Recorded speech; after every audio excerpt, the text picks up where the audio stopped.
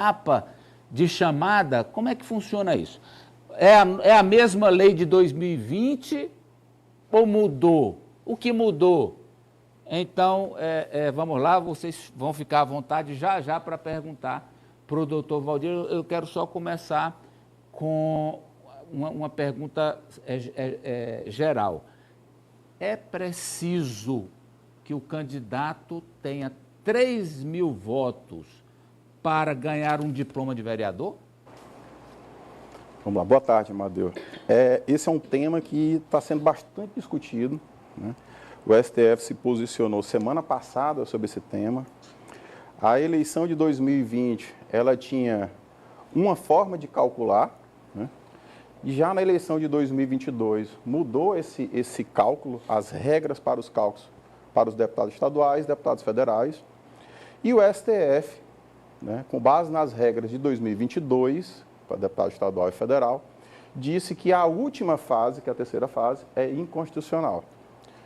Com isso, especulou-se que as cláusulas de barreira que foram colocadas nas distribuições das sobras, elas haviam caído, quando, na verdade, só caiu a da terceira fase. Então, deixa eu tentar explicar. O que é primeira fase e segunda fase? Pronto, então vamos lá. No cálculo do sistema eleitoral, da distribuição de vagas de vereadores, nós temos 3 fases. A primeira fase é a distribuição direta. Só um pouquinho aqui, doutor, porque eu tenho que tirar uma dúvida com o que está no caracteres ali. O que muda com as propostas que são propostas? Não. Não é proposta não, hein? Vamos alterar. Não, isso aí Marcelo, isso é a matéria do Marcelo, pode tirar isso aí, não. É a lei. É o que muda o novo, que muda nas leis para a eleição desse ano. De 2024. Já está definido, não é proposta. Já. Está definido, tá? Vamos esclarecer aqui, Amadeu, porque nós temos o novo código que está em trâmite no Senado, que o relator é o nosso senador Marcelo Castro. Sim. Esse, caso seja aprovado no Senado, vai valer para 2026. 26. Nós estamos tratando... Para esse agora, o que está valendo é o que está lá... Na legislação. Na legislação, que é o que o senhor está explicando aqui para nós. Perfeitamente. Nós não estamos tratando de novo código. Nós estamos tratando da legislação de 2021 e que o STF decidiu semana passada sobre a inconstitucionalidade parcial dela. Então vamos lá, explicando as 3 fases. A primeira fase, ela tem a distribuição direta. O que é a distribuição direta? É o partido atingir o quociente eleitoral e o candidato ter que atingir, no mínimo, 10% do quociente eleitoral. Estudos estão apontando, Amadeu, que o quociente eleitoral de Teresina vamos há lá. uma previsão para 15.000 votos para o quociente eleitoral. Então vamos lá resumir aqui. Para que um partido eleja um vereador, o partido tem que ter 15.000 votos. No mínimo 15.000 votos. Só isso basta? Não. Ele tem direito a eleger uma pessoa, um candidato. Esse candidato, a lei exige a cláusula de desempenho. Qual é ela? Na primeira fase, ele tem que ter no mínimo 10%. Então, ele teria que ter quanto? 1.500 votos. 1.500 votos. Então, peraí, vamos dizer que um partido pequeno, ele faça 16.000 votos, mas nenhum dos candidatos fez 1.500.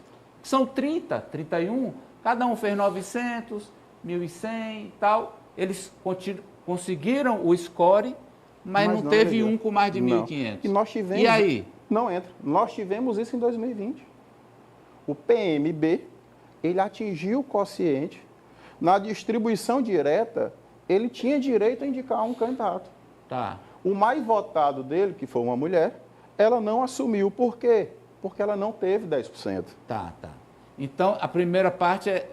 O primeiro sarrafo é esse. Isso. O primeiro sarrafo é esse. Ter 10%... No mínimo 10%. O partido 1.500 votos. Eu costumo dizer que tem que ser partido 100%, candidato 10%. Tá. Muito bem. Essa é a primeira parte. Essa é a primeira parte. Imagine que um partido fez 35.000 votos. 35, vamos lá. Então, vamos para a distribuição direta. 35.000 dividido por 15.000. Vai ter 2. Não tem fração, ok? Faz isso com todos os partidos.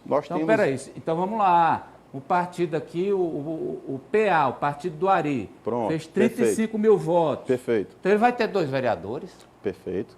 Só que os dois vereadores, eles têm que ter quantos por cento na primeira fase? 10% do quociente eleitoral. 1.500 votos, cada um. Ah, então os dois têm que ter 1.500 votos. Cada um. Cada um. Isso, perfeito. Muito bem. Onde é Fez os cálculos de todas as vagas na primeira fase. Não foram preenchidas todas as vagas. Nós temos aqui, vamos dar exemplo Teresina. Nós temos 29 vagas. Tá. Então, na primeira fase, nós só preenchemos 20. Restaram 9. Mas não podem ficar vagas não preenchidas. Então, nós vamos para a segunda fase, que é o cálculo da sobra. Cálculo da sobra. Pronto. Como é que é feito esse cálculo da sobra, Amadeu? Eu vou pegar os votos válidos do partido, vou dividir pelo quociente partidário mais 1. O que é o quociente partidário? É aquele resultado da distribuição direta. Então, PA, o Partido do Ari. Partido do Ari. Fez dois vereadores. Tá. No cálculo da sobra, eu vou pegar os 35 mil, dividir por 2 mais 1. Então, eu vou dividir 35 por 3. 3. Vai dar aí 11 mil e pouco. Vamos botar 11.500. Ok? O Partido B, que teve 15 mil votos, da Apoliana, que teve 15 mil votos, já tinha elegido 1, não é verdade? Sim. Então, qual vai ser a sobra dele? 15 dividido por 1 mais 1, porque ele só fez 1, né? Então, vai ser 7.500. Quem tem a maior sobra? O Partido A. Sim. Então, essa sobra vai ficar com o Partido A. Qual é o requisito aqui? Participam da distribuição da segunda fase todos os partidos... Que é das sobras. Que é o das sobras. A segunda fase é a fase das sobras eleitorais. Perfeito.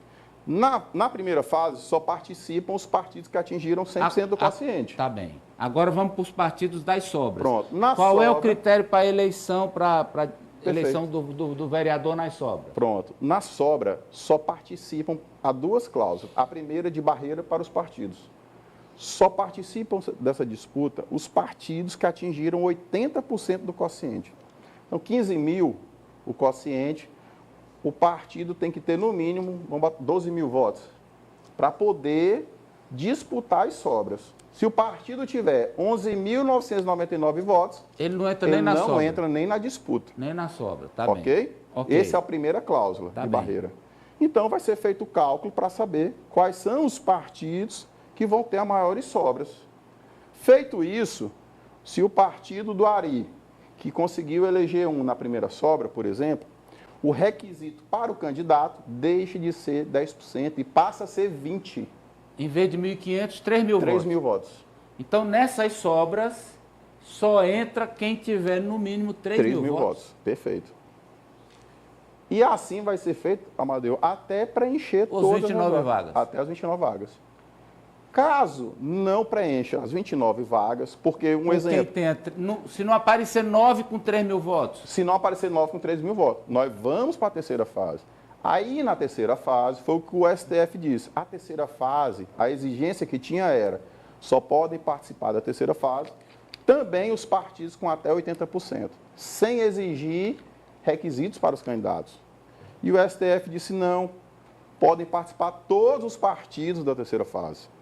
O grande problema, Amadeu, é que Teresina, nós fizemos uma simulação aqui, e Teresina não chega na terceira fase. Poucos são os municípios que podem chegar na terceira fase. Quer dizer, as vagas serão preenchidas já na segunda? Já na segunda fase. Tudo bem. E aí, pela leitura que é feita aqui, fazer muitos candidatos com poucos votos não será bom negócio? Não, é como se eu pegasse, imagine, você... Na eleição passada, eu tinha 150% do número de vagas. Tá. Okay? Então, eu poderia lançar 44 candidatos. Nessa eleição, eu vou diminuir, eu só vou poder lançar o número de vagas mais 1. Só vou poder lançar 30.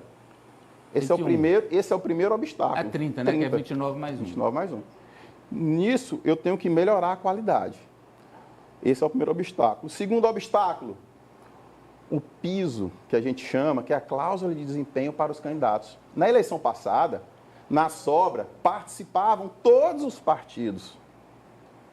Na eleição passada, o vereador Roberval entrou com 2.000 e... Ele entrou com menos de 20%.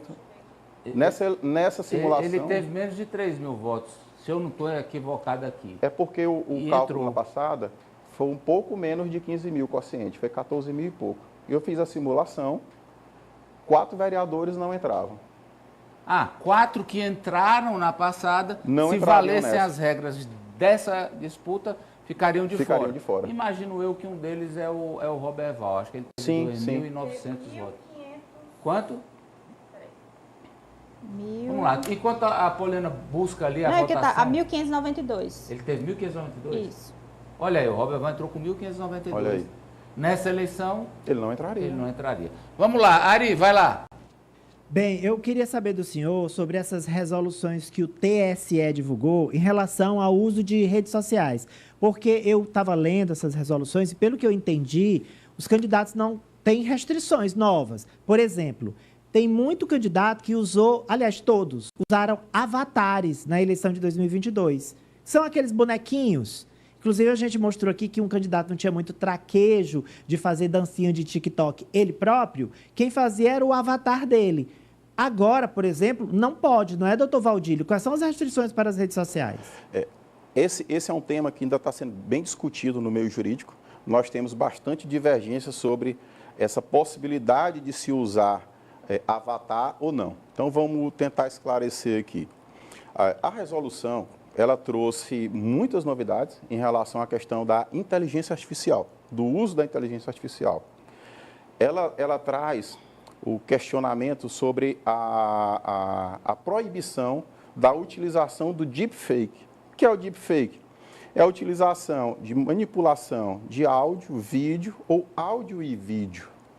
Então, a utilização desse áudio e vídeo ou áudio e vídeo em conjunto para passar informação, desinformação ou conteúdo sabidamente verídico, esse tipo de propaganda é totalmente proibido pela legislação eleitoral. O que a resolução está trazendo, Ari, lá no seu artigo 9º, ele traz a possibilidade de se utilizar inteligência artificial, desde que o eleitor tenha conhecimento de que ali está se utilizando a inteligência artificial. E ele traz os requisitos no seu parágrafo 1º. No caso de materiais impressos, eu tenho que dizer que ali está sendo foi utilizado inteligência artificial em áudio, em vídeo. Então, a inteligência artificial, utilizando para praticar informações de fatos sabidamente verídicos ou descontextualizados, esse tipo de utilização com inteligência artificial é totalmente vedada. Apoliana? Doutor, aqui no Piauí e em alguns lugares do Brasil existe muita disputa entre partidos, grupos de um lado, grupos de outro. Aqui a gente tem alguns exemplos. Eu pergunto, decisões antes da convenção, elas têm validade ou a convenção é soberana na definição das candidaturas? Depende muito do estatuto do partido. Existem estatutos que eles têm as prévias partidárias, que é uma reunião partidária que acontece antes da convenção. Então, decidido a prévia, a convenção ela vai apenas homologar o resultado daquela prévia. Então, é um resultado antes da convenção. Sim. Então, isso tem valor legal. Os partidos que o estatuto não prevê essas prévias partidárias, somente a convenção que pode definir realmente quem são os pré-candidatos.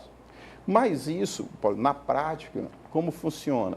Os partidos, as convenções, quando não há disputa interna, a convenção é mais para homologar o pensamento da executiva do partido. Já vai definido. Já vai quase que definido.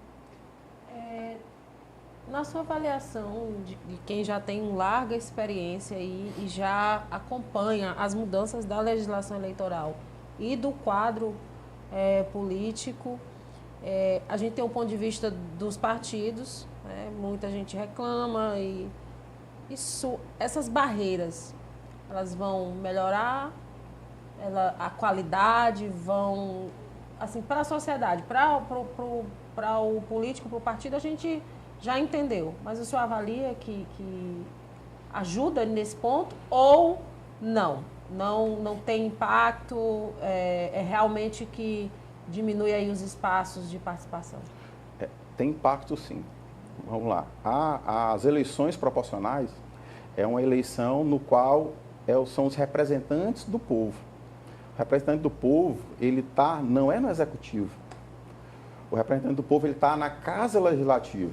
Então, por isso que o nome é sistema proporcional, porque eu tenho segmentos da sociedade, desde vamos chamar assim, as minorias às maiorias. Então, nas casas legislativas, o objetivo dela é que a sociedade esteja representada em todos os seus segmentos. Por isso que o cálculo é feito dessa forma, para que todos os segmentos estejam representados. Quando eu começo a utilizar cláusulas de barreira, e essas cláusulas de barreira, elas começam a dificultar as representatividades, eu entendo que a sociedade não está devidamente representada em todos os seus segmentos. Nessas eleições de 2024, Amadeu, o pensamento é inverso ao de 2020. Por que eu digo que isso é inverso? Porque os partidos menores, eles conseguiam disputar as sobras, porque não havia cláusula de barreira. Agora não. Agora não, agora eu tenho. França. O senhor sinalizou que Teresina não deve chegar a essa terceira fase.